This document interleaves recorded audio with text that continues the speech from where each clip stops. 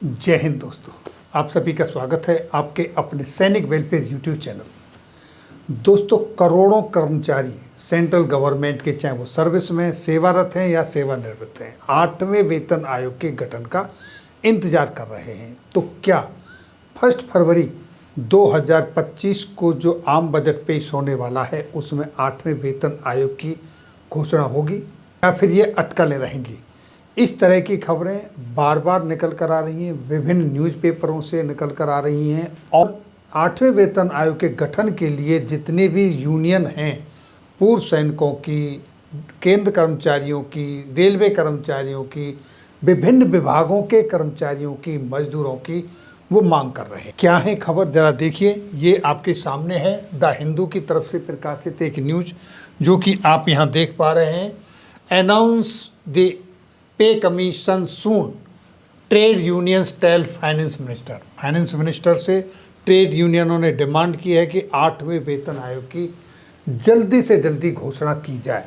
और यही नहीं, इसी तरीके का ये खबर है फाइनेंशियल एक्सप्रेस में। Budget 2025 will finance minister deliver on 8th pay commission hops for 1.2 crore, यानी कि 1 crore 20 lakh central government employees और पेंशनर, सेवारत और सेवानिवृत्त। ये खबर है 8 जनवरी की आपके सामने। तमाम पेपरों में ये खबरें निकल कर आ रही हैं। 8th pay commission, central government employ set for massive basic pay hike, तरह तरह की खबरें निकल कर आ रही हैं। यहाँ पर कहा गया है कि आने वाले फरवरी को जो बजट पेश होगा वहाँ पर टैक्स में एग्जेम्पशंस दिए जाएंगे, इसकी बात चल रही है। और 8वें वेतन आयोग का जो गठन होना है, इसकी चर्चा चल रही है।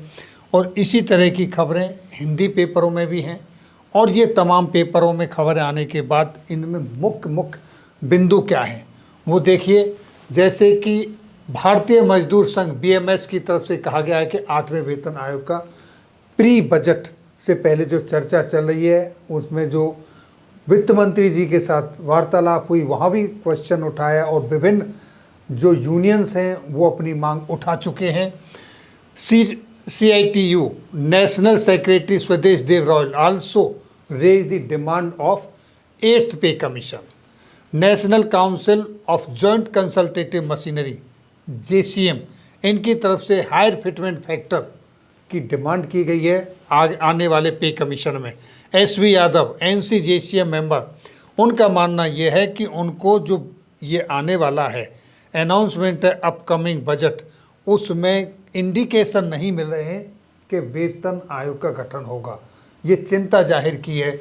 यहाँ देखिए, कन्फेडरेशन ऑफ इंडस्ट्री CII, इनकी तरफ से प्रपोज किया गया है कि जो इनकम टैक्स है वो 20 लाख रुपए तक उसमें छूट मिले, उसका 20 लाख रुपए तक का कोई इनकम टैक्स नहीं लगना चाहिए।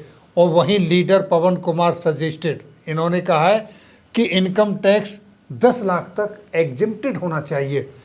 अलग अलग संगठनों की तरह तरह की मांगें हैं, लेकिन जो सारी मांगें वो सेंट्रल गवर्नमेंट एम्प्लॉय, मजदूर जो सर्विस पर्सनल हैं और रिटायर्ड हैं, उन सब के लिए है कि एक तो 8वें वेतन आयोग का गठन हो जल्दी से जल्दी, और दूसरा जो टैक्स एग्जेम्पशन है उसमें रिलीफ मिले। नेक्स्ट देखिए क्या कहा गया है। रॉयटर्स ने जो रिपोर्ट दी थी, उन्होंने कहा था कि 15 लाख रुपए तक का टैक्स में इनकम टैक्स में छूट मिलने की संभावना है। ये सारी चीज़ें निकल कर आ रही हैं। तो दोस्तों, ये आने वाले फरवरी मंथ की पहली ही तारीख को जब बजट पेश होगा, इन सारी चीज़ों से पर्दा हट जाएंगे कि वहाँ आपको टैक्स में कितनी छूट मिलने वाली, और 8वें वेतन आयोग का गठन हो रहा है या नहीं हो रहा है, उसका कोई जिक्र भी होता है या नहीं। जबकि प्री बजट जो मीटिंग थी वित्त मंत्री की, वहाँ पर उनके सामने बहुत सारी मांगें उठा रखी गई हैं। और इसी में दूसरे जो संगठन हैं, फेडरेशन ऑफ वेटरन्स एसोसिएशन, उन्होंने भी लेटर लिखा है माननीय प्रधानमंत्री जी को अर्ली 8वें वेतन आयोग के गठन के लिए। और उनकी 12 तारीख को आगरा के अंदर एक नेशनल डेलीगेट्स की मीटिंग हो रही है, वहाँ भी वो आगे की रणनीति तैयार करेंगे। अगर 8वें वेतन आयोग का गठन नहीं होता है तो उस पर क्या एक्शन लिया जाए।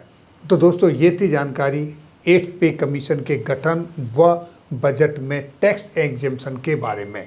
फिर मिलेंगे आपके वेलफेयर से जुड़ी हुई किसी अन्य जानकारी को लेकर अगली वीडियो में। तब तक के लिए जय हिंद, जय भारत।